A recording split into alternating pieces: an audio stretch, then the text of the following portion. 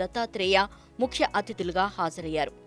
India most secular country అన్న వెంకయ్య మన భాషను కాపాడుకోవాలని పిలుపునిచ్చారు. మన భాషను మనం కాపాడుకోవటానికి ఉద్యమించాల్సి రావటం బాధాకరమని ఆవేదన వ్యక్తం చేశారు. బ్రిటిష్ వాళ్లు వెళ్లిపోయినా వారి పద్ధతులు, ఆలోచన విధానాలు ఇంకా కొనసాగుతున్నాయని, వాటిని మర్చిపోతేనే దేశానికి మంచిదన్నారు. మనము మన భాషను కాపాడుకోవాలి.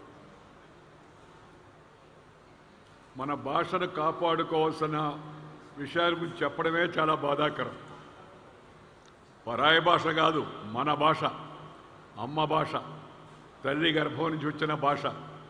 మన భాషను మనం కాపాడుకోవడం కోసం ఉద్యమించాల్సిన పరిస్థితి రావడం చాలా దురదృష్టకరం, బాధాకరం. ఇంగ్లీష్ వాళ్ళు మన దేశాన్ని పరిపాలించి వాళ్ళ భావజాలాన్ని మనపై రుద్ది, వాళ్ళ చరిత్రను మనపై రుద్ది, వాళ్ళ భాషను కూడా మనపై రుద్ది మన దేశాన్ని దోచుకొని, మనసులు దోచుకొని వెళ్ళిపోయారు. ఇంగ్లీష్ వాళ్ళు వెళ్ళిపోయినా కూడా దురదృష్టం ఏంటంటే ఈ దేశంలో ఆ ఇంగ్లీష్ యొక్క భావజాలము, వాళ్ళ ఆలోచన విధానము, ఆ పద్ధతులు కొనసాగించబడడం చాలా బాధాకరమైంది. వీటి నుంచి ఎంత తొందరగా ఈ ఆలోచనల నుంచి, ఈ భాషల నుంచి, ఈ పద్ధతుల నుంచి మనం విముక్తి పొందితే దేశానికి, మనకందరికి కూడా అంత మంచిది. నేను ఎప్పుడు చెప్తుంటాను, కన్న తల్లిని, మాతృభాషను, మాతృదేశాన్ని, జన్మభూమిని, పుట్టిన ఊరిని మర్చిపోయిన వాడు మానవుడే కాదని. అదేదో కేవలం మాట కోసం కాదు, చాలా ఆలోచించే నేను ఆ విషయం చెప్తున్నాను.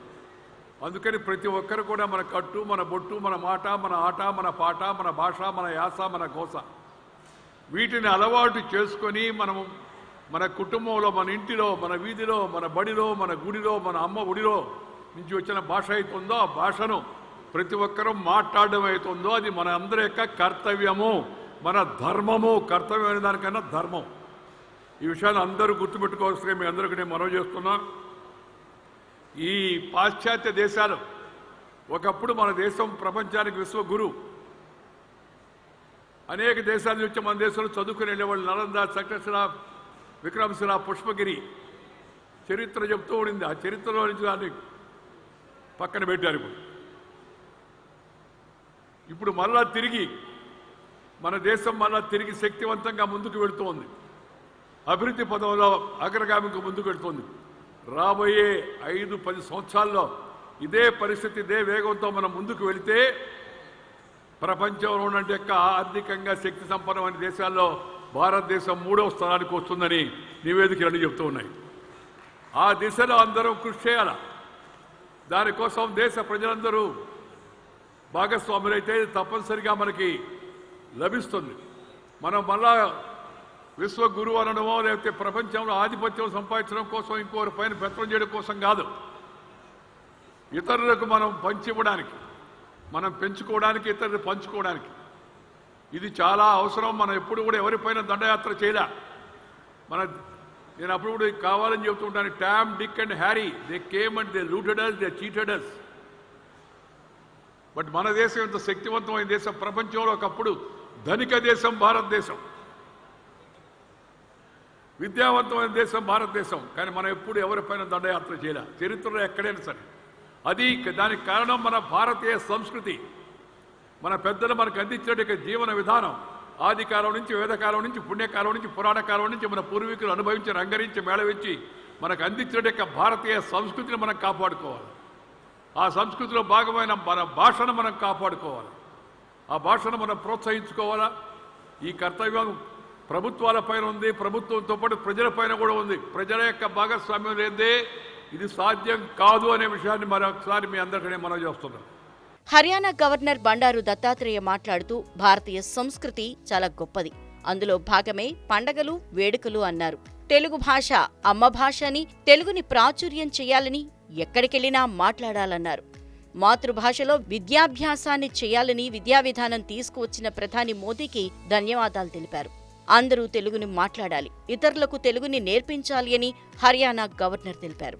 ప్రపంచవ్యాప్తంగా భారతీయులకు గొప్ప గర్వకారణం ప్రధాని మోదీ అని, గొప్ప వారసత్వ సంపద ఉన్న భారతదేశం ఔన్నత్యాన్ని కాపాడుకోవాలని కేంద్ర మంత్రి జి కిషన్ రెడ్డి అన్నారు. మురళీధరరావు గారు ఎంతో కృషి చేసి చాలా తెలుగు సంగమం అనేటువంటి కార్యక్రమాన్ని నిర్వహించడం, ప్రాకృతికంగా అలాగే సాంస్కృతికంగా మన యొక్క తెలుగు సభ్యత సంస్కృతిని చాలా స్పష్టంగా కళలను, జానపద నృత్యాలను, తినేటువంటి ఆహార పదార్థాలను అన్నింటినీ తెలుగుదనం చూపించేటువంటి యొక్క ఈ ప్రదర్శన చాలా గొప్పదని నేను మురళీధరరావు గారిని, కిరణ్ గారిని హృదయపూర్వకంగా అభినందిస్తూ, మీ అందరికీ కూడా ఒకటే విషయం ఏంటంటే, మనం ఎక్కడున్నా కూడా మన సభ్యత, మన సంస్కృతి, మన భాష దీన్ని గౌరవించుకోవాల్సిన అవసరం ఉంది.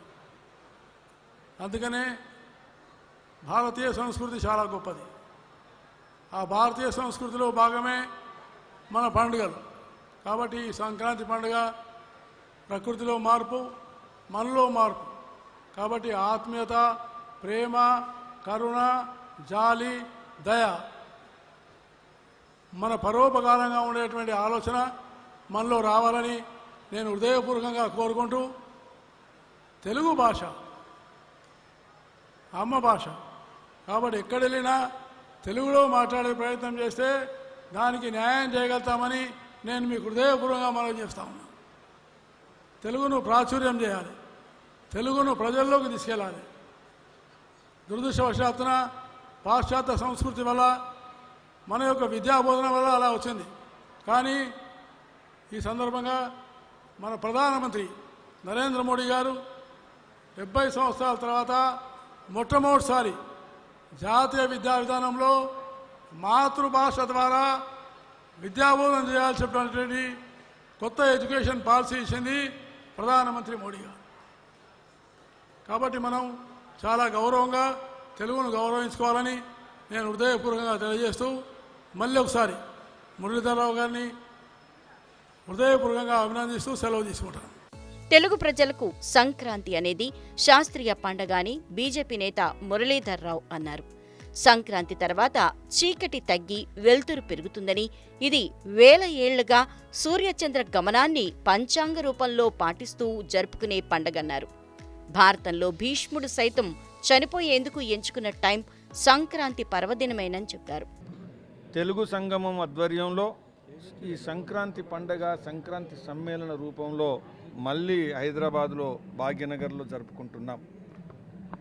మీ అందరికీ కూడా తెలుసు, ఈరోజు ప్రపంచవ్యాప్తంగా ఉండేటువంటి తెలుగు ప్రజలకు ఋతుక్రమంలో వచ్చేటువంటి మార్పు ఏదైతుందో, మన వ్యవసాయ ఆధారిత సమాజం, నాగరికత, సభ్యత, వ్యవసాయంలో పంటలు కోతకొచ్చిన తర్వాత రైతాంగం గ్రామంలో వచ్చినటువంటి ప్రకృతి మార్పును స్వాగతించేటువంటి పండుగ సంక్రాంతి పండుగ. ఈ సంక్రాంతి పండుగ మనకు గంగిరెద్దులు, హరిదాసులు, అదేవిధంగా కొమ్మ కోయలు వీళ్ళందరూ కూడా స్వాగతిస్తున్నటువంటి సమయంలో ఈరోజు ఇక్కడ మళ్ళీ ఒకసారి సమ్మేళనం జరుపుకుంటున్నాం. తెలుగు ప్రజలు మనందరికీ కూడా తెలుసు, సంక్రాంతి ఒక శాస్త్రీయమైనటువంటి పండుగ.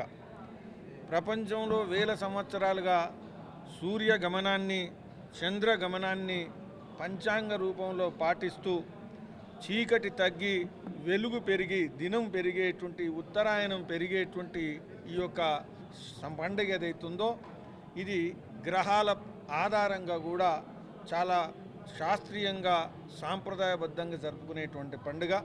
ప్రపంచంలో ఇంకే సమాజం ఇంత ఘనంగా శాస్త్రబద్ధంగా పంచాంగ ఆధారంగా సూర్య చంద్ర నవగ్రహాల గమనాన్ని పాటిస్తూ జరుపుకునేటువంటి పండుగ ఇంకెక్కడ లేదు.